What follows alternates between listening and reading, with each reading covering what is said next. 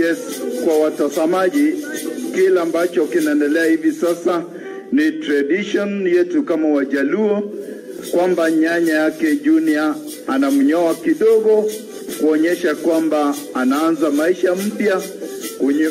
Kumea kwenye nywele yake itaonyesha kwamba anaanza maisha mpya bila baba.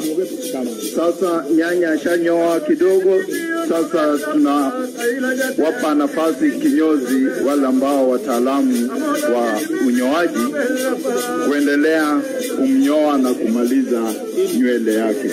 Ikiwa hapa mbele tuko na wazee, tuko na nyanya yake ambao kwa kabila yetu kama Wajaluo lazima watazame jinsi mjukuu wao analindwa baada ya kifo ya mzazi.